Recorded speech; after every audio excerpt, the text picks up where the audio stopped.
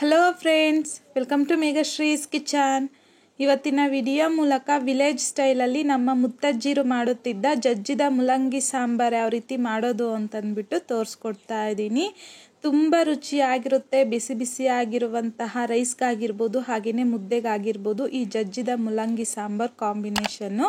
So ಖಂಡಿತ ಈ ರೀತಿಯಾಗಿ ಈ ವಿಧಾನದಲ್ಲಿ ಜಜ್ಜಿದ ಮುಲ್ಲಂಗಿ ಸಾಂಬಾರನ್ನ ಒಂದ್ಸಲ ಟ್ರೈ ಮಾಡಿ ನೋಡಿ. ತುಂಬ ರುಚಿಯಾಗಿರುತ್ತೆ. ಖಂಡಿತ ಮನೆಯಲ್ಲಿರೋರು ಅಷ್ಟೇ ತುಂಬ ಇಷ್ಟಪಟ್ಟು ತಿಂತಾರೆ.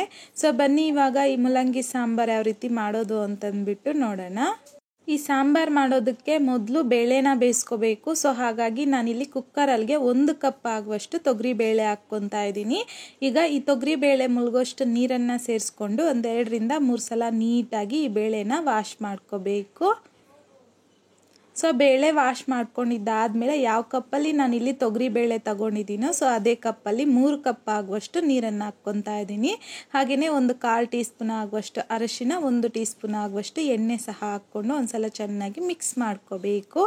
ಮಿಕ್ಸ್ ಮಾಡ್ಕೊಂಡಿದ್ದಾದಮೇಲೆ ಕುಕ್ಕರ್ ಲಿಡ್ನ ಕ್ಲೋಸ್ ಮಾಡಿಕೊಂಡು ಹೈ ಫ್ಲೇಮ್ನಲ್ಲಿ 1 ವಿಷಿಲ್ ಬರೋವರೆಗೂ ಬಿಡಿ ಸಾಕು. 1 ವಿಷಿಲ್ ಬಂದಾದಮೇಲೆ ಒಂದು 5 ರಿಂದ 6 ನಿಮಿಷ ಹಾಗೆ ಬಿಟ್ಟು ಆಮೇಲೆ ನಾನಿಲ್ಲಿ ಕುಕ್ಕರ್ ಲಿಡ್ನ ಓಪನ್ ಮಾಡ್ಕೊತಾ ಇದ್ದೀನಿ. ನೋಡಿ, ಸೊ ಪೂರ್ತಿಯಾಗಿ ತಣ್ಣಗಾಗಿ ಹಾಕ್ಬಿಟ್ರೆ ಬೇಳೆ ಅನ್ನೋದು ತುಂಬ ಸಾಫ್ಟಾಗಿ ಬೆಂದೋಗ್ಬಿಡುತ್ತೆ. ಸೊ ಹಾಗಾಗಿ ವಿಷಲ್ ಬಂದಾದಮೇಲೆ ಒಂದು 5 ನಿಮಿಷ ಬಿಟ್ಟು ಆಮೇಲೆ ಕುಕ್ಕರ್ ಲಿಡ್ನ ಓಪನ್ ಮಾಡಿಕೊಂಡ್ರೆ ನೋಡಿ ನಮಗಿಲ್ಲಿ ಬೇಳೆ ಅನ್ನೋದು ಒಂದು 80 to 90% ಆಗುವಷ್ಟು ಬೆಂದಿರುತ್ತೆ.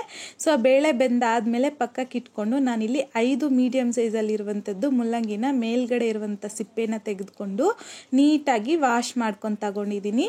ವಾಶ್ ಮಾಡ್ಕೊಂಡಿರ್ತಕ್ಕಂಥ ಮುಲ್ಲಂಗಿನ ಒಂದೊಂದಾಗೆ ತಗೊಂಡು ಈ ರೀತಿಯಾಗಿ ಜಜ್ಕೋಬೇಕು. ಸೊ ನಾನಿಲ್ಲಿ ಎಷ್ಟು ಮುಲ್ಲಂಗಿ ತಗೊಂಡಿದ್ದೀನೋ ಸೊ ಅಷ್ಟು ಮುಲ್ಲಂಗಿನ ಸಹ ಈ ರೀತಿಯಾಗಿ ಜಜ್ಬಿಟ್ಟು ಒಂದು ಪ್ಲೇಟ್ಗೆ ತೆಗೆದಿಟ್ಕೊತಾ ಇದ್ದೀನಿ ಅಷ್ಟೇ. ಸೊ ಖಂಡಿತ ತುಂಬ ರುಚಿಯಾಗಿರುತ್ತೆ ಈ ರೀತಿ ಮುಲ್ಲಂಗಿ ಜಜ್ಜಿ ಸಾಂಬಾರು ಮಾಡೋದ್ರಿಂದ. ನಾವು ಯಾವಾಗಲೂ ಮಾಡುವಂತಹ ಮುಲ್ಲಂಗಿ ಸಾರು, ಬೇಳೆ ಸಾರು ಆ ರೀತಿಯಾಗಲ್ದಿರ ಈ ರೀತಿ ಜಜ್ಬಿಟ್ಟು ಮುಲ್ಲಂಗಿ ಸಾರನ್ನ ಒಂದ್ಸಲ ಟ್ರೈ ಮಾಡಿ ನೋಡಿ, ತುಂಬ ರುಚಿಯಾಗಿ ಬರುತ್ತೆ. ಸೊ ನೋಡಿ, ಮುಲ್ಲಂಗಿ ಎಲ್ಲನೂ ಜಜ್ಕೊಂಡಿದ್ದಾದಮೇಲೆ ಈಗ ಈ ರೀತಿಯಾಗಿ ಪಕ್ಕಕ್ಕೆ ಇಟ್ಕೊಂಡು ನಾನಿಲ್ಲಿ 1 ಬೆಳ್ಳುಳ್ಳಿನ ಮೇಲ್ಗಡೆ ಸಿಪ್ಪೆ ತೆಗೆದುಕೊಂಡು ತಗೊಂಡಿದ್ದೀನಿ. ಸೊ ಈ ಬೆಳ್ಳುಳ್ಳಿನೂ ಅಷ್ಟೇ ಸ್ವಲ್ಪ ಜಜ್ಬಿಟ್ಟು ತಗೋಬೇಕು. ಈ ರೀತಿ ಬೆಳ್ಳುಳ್ಳಿನ ಸಹ ಜಜ್ಕೊಂಡಿದ್ದಾದಮೇಲೆ ಇದನ್ನು ಅಷ್ಟೇ ಒಂದು ಪ್ಲೇಟ್ ಅಥವಾ ಬೌಲ್ಗೆ ತೆಗೆದು ಪಕ್ಕಕ್ಕೆ ಇಟ್ಕೊಳ್ಳಿ. ಸೊ ಈ ರೀತಿಯಾಗಿ ಮುಲ್ಲಂಗಿ ಬೆಳ್ಳುಳ್ಳಿನ ಜಜ್ಜಿದ್ದಾದಮೇಲೆ ನಾನಿಲ್ಲೊಂದು ಪಾತ್ರೆಗೆ 4 ರಿಂದ 5 ಟೇಬಲ್ ಸ್ಪೂನ್ ಆಗುವಷ್ಟು ಎಣ್ಣೆ ಹಾಕ್ಕೊತಾ ಇದ್ದೀನಿ. ಎಣ್ಣೆ ಬಿಸಿ ಆಗಿದ್ದಾದಮೇಲೆ 1 ಟೀ ಸ್ಪೂನ್ ಆಗುವಷ್ಟು ಸಾಸಿವೆ, ಅರ್ಧ ಟೀ ಸ್ಪೂನ್ ಆಗುವಷ್ಟು ಜೀರಿಗೆ, ಹಾಗೆಯೇ ಕರಿಬೇವು, ನಾವು ಕ್ರಷ್ ಮಾಡಿ ಇಟ್ಕೊಂಡಿದ್ರಲ್ವ ಬೆಳ್ಳುಳ್ಳಿ, ಆ ಬೆಳ್ಳುಳ್ಳಿ ಹಾಕ್ಕೊತಾ ಇದ್ದೀನಿ. ಹಾಗೆಯೇ 1 ಈರುಳ್ಳಿನ ಸಣ್ಣದಾಗಿ ಉದ್ದವಾಗಿ ಕಟ್ ಮಾಡಿಬಿಟ್ಟು ಹಾಕ್ಕೊತಾ ಇದ್ದೀನಿ. ಈಗ ಈ ರೀತಿ ಮಿಕ್ಸ್ ಮಾಡ್ಕೊತ ಲೋ ಟು ಮೀಡಿಯಂ ಫ್ಲೇಮ್ನಲ್ಲಿ ಈರುಳ್ಳಿನ ಸ್ವಲ್ಪ ಲೈಟಾಗಿ ಗೋಲ್ಡನ್ ಕಲರ್ ಚೇಂಜ್ ಆಗೋವರೆಗೂ ಚೆನ್ನಾಗಿ ಫ್ರೈ ಮಾಡ್ಕೋಬೇಕು. ಫ್ರೈ ಮಾಡ್ಕೊಂಡಿದ್ದಾದಮೇಲೆ ಇದರಲ್ಲಿಗೆ 2 ಚೆನ್ನಾಗಿ ಹಣ್ಣಾಗಿರುವಂಥ ಟೊಮೊಟೊನ ಸಣ್ಣದಾಗಿ ಕಟ್ ಮಾಡಿಬಿಟ್ಟು ಹಾಕ್ಕೊತಾ ಇದ್ದೀನಿ. ಹಾಗೆಯೇ ಮುಲ್ಲಂಗಿನ ಮೇಲೆ ಸಿಪ್ಪೆ ತೆಗೆದು ವಾಶ್ ಮಾಡಿಕೊಂಡು ಜಜ್ಜಿಬಿಟ್ಟು ಪಕ್ಕಕ್ಕೆ ಇಟ್ಕೊಂಡಿದ್ರಲ್ವ ಸೊ ಆ ಮುಲ್ಲಂಗಿ ಹಾಕ್ಕೊತಾ ಇದ್ದೀನಿ. ಹಾಗೆಯೇ 1/4 ಟೀ ಸ್ಪೂನ್ ಆಗುವಷ್ಟು ಅರಿಶಿನ, ರುಚಿಗೆ ತಕ್ಕಷ್ಟು ಕಲ್ಲುಪ್ಪು ಹಾಕ್ಕೊತಾ ಇದ್ದೀನಿ. ಈಗ ಈ ರೀತಿ ಮಿಕ್ಸ್ ಮಾಡ್ಕೊತ ಮೀಡಿಯಂ ಫ್ಲೇಮ್ನಲ್ಲಿ ಈ ಮುಲ್ಲಂಗಿನ ಈ ಒಗ್ಗರಣೆ ಜೊತೆಯಲ್ಲಿ ಒಂದು 4 ರಿಂದ 5 ನಿಮಿಷ ಚೆನ್ನಾಗಿ ಫ್ರೈ ಮಾಡ್ಕೋಬೇಕು.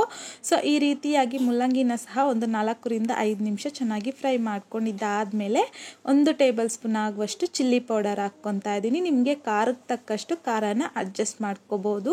ಹಾಗೆಯೇ 3 ಟೇಬಲ್ ಸ್ಪೂನ್ ಆಗುವಷ್ಟು ಹೋಮ್ ಮೇಡ್ ಸಾಂಬಾರ್ ಪೌಡರ್ ಹಾಕ್ಕೊತಾ ಇದ್ದೀನಿ. ಈ ಸಾಂಬಾರ್ ಪೌಡರ್ ಯಾವ ರೀತಿ ಮಾಡೋದು ಅಂತಂದ್ಬಿಟ್ಟು ಆಲ್ರೆಡಿ ನಮ್ಮ ಚಾನಲಲ್ಲಿ ಅಪ್ಲೋಡ್ ಮಾಡಿದ್ದೀನಿ. ಅದ್ರ ಲಿಂಕ್ನ ನಾನಿಲ್ಲಿ ಕೆಳಗಡೆ ಡಿಸ್ಕ್ರಿಪ್ಷನ್ ಬಾಕ್ಸ್ನಲ್ಲಿ ಕೊಟ್ಟಿರ್ತೀನಿ, ಚೆಕ್ ಮಾಡಿ ನೋಡಿ. ಈಗ ಮಸಾಲೆ ಹಾಕಿದ್ದಾದಮೇಲೆ ಒಂದ್ಸಲ ಚೆನ್ನಾಗಿ ಮಿಕ್ಸ್ ಮಾಡಿಕೊಂಡು ನಾವು ಬೇಳೆ ಬೇಯಿಸಿಕೊಂಡಿದ್ರಲ್ವ ಒಂದು 80 to 90% ಆಗುವಷ್ಟು ಬೇಳೆ ಬೆಂದಿರುವಂಥದ್ದನ್ನು ಹಾಕ್ಕೊಂಡು ಒಂದ್ಸಲ ಚೆನ್ನಾಗಿ ಮಿಕ್ಸ್ ಮಾಡ್ಕೋಬೇಕು. ಮಿಕ್ಸ್ ಮಾಡ್ಕೊಂಡಿದ್ದಾದಮೇಲೆ ನಿಮಗಿಲ್ಲಿ ಸಾಂಬಾರ್ ಕನ್ಸಿಸ್ಟೆನ್ಸಿ ನೋಡಿಕೊಂಡು ನೀವು ನೀರನ್ನು ಅಡ್ಜಸ್ಟ್ ಮಾಡ್ಕೋಬೋದು. ನಾನಿಲ್ಲಿ 1 ಲೀಟರ್ ಆಗುವಷ್ಟು ನೀರು ಹಾಕ್ಕೊಂಡಿದ್ದೀನಿ. ಹಾಗೆಯೇ 2 ರಿಂದ 3 ಟೇಬಲ್ ಸ್ಪೂನ್ ಆಗುವಷ್ಟು ಹಸಿ ಕೊಬ್ಬರಿನ ಸಣ್ಣದಾಗಿ ಕಟ್ ಮಾಡಿಕೊಂಡು ಮಿಕ್ಸಿ ಜಾರಲ್ಲಿಗೆ ಹಾಕಿ ಈ ರೀತಿ ತುಂಬಾ ಸ್ಮೂತಾಗಿ ಗ್ರೈಂಡ್ ಮಾಡಿ ಹಾಕಿ ಮಿಕ್ಸ್ ಮಾಡ್ಕೊತಾ ಇದ್ದೀನಿ. ನೀರು ಹಾಕ್ದಿರ ಕೊಬ್ಬರಿನ ಗ್ರೈಂಡ್ ಮಾಡಿ ಹಾಕ್ಕೊಂಡಿರುವಂಥದ್ದು. ಈಗ ಮಿಕ್ಸ್ ಮಾಡಿಕೊಂಡು ಲಿಡ್ನ ಕ್ಲೋಸ್ ಮಾಡಿಬಿಟ್ಟು ಮೀಡಿಯಂ ಫ್ಲೇಮ್ನಲ್ಲಿ ಒಂದು 20 ರಿಂದ 25 ನಿಮಿಷ ಚೆನ್ನಾಗಿ ಕುದಿಸ್ಕೋಬೇಕು. ಸೊ ಇಲ್ಲಿ ಸಾಂಬಾರು ಎಷ್ಟು ಕುದಿಸ್ಕೊಂಡ್ರೆ ಅಷ್ಟೊಂದು ಟೇಸ್ಟಿಯಾಗಿ ಬರುತ್ತೆ. ಸೊ ಹಾಗಾಗಿ ತಪ್ಪದಿರ ಒಂದು 20 ರಿಂದ 25 ನಿಮಿಷ ಚೆನ್ನಾಗಿ ಈ ಸಾಂಬಾರನ್ನ ಕುದಿಸ್ಕೊಂಡಿದ್ದಾದಮೇಲೆ ಕನ್ಸಿಸ್ಟೆನ್ಸಿ ಅನ್ನೋದು ಈ ರೀತಿಯಾಗಿರುತ್ತೆ. ಈಗ ಫ್ಲೇಮ್ನ ಆಫ್ ಮಾಡಿಕೊಂಡು ಸಣ್ಣದಾಗಿ ಕಟ್ ಮಾಡ್ಕೊಂಡಿರುವಂಥ ಕೊತ್ತಂಬರಿನ ಸ್ವಲ್ಪ ಹಾಕಿ ಚೆನ್ನಾಗಿ ಮಿಕ್ಸ್ ಮಾಡಿಕೊಂಡ್ರೆ ತುಂಬಾ ರುಚಿಯಾಗಿರುವಂತಹ ವಿಲೇಜ್ ಸ್ಟೈಲಲ್ಲಿ ಜಜ್ಜಿದ ಮುಲ್ಲಂಗಿ ಸಾಂಬಾರು ರೆಡಿಯಾಗೋಗುತ್ತೆ. ಅಷ್ಟೇ, ಬಿಸಿ ಬಿಸಿಯಾಗಿರುವಂತಹ ರೈಸ್ಗಾಗಿರ್ಬೋದು, ಮುದ್ದೆಗಾಗಿರ್ಬೋದು ಈ ಜಜ್ಜಿದ ಮುಲ್ಲಂಗಿ ಸಾಂಬಾರು ಕಾಂಬಿನೇಷನ್ನು ತುಂಬ ರುಚಿಯಾಗಿರುತ್ತೆ.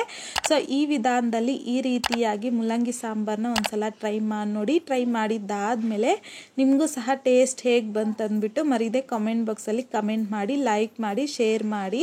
ಮತ್ತಷ್ಟು ಈಸಿ ಆ್ಯಂಡ್ ಸಿಂಪಲ್ ಕ್ವಿಕ್ ರೆಸಿಪೀಸ್ಗೋಸ್ಕರ ದಯವಿಟ್ಟು ನೀವಿನ್ನೂ ನಮ್ಮ ಚಾನಲ್ನ ಸಬ್ಸ್ಕ್ರೈಬ್ ಮಾಡಿಲ್ಲ ಅಂತಂದರೆ ಸಬ್ಸ್ಕ್ರೈಬ್ ಮಾಡಿ.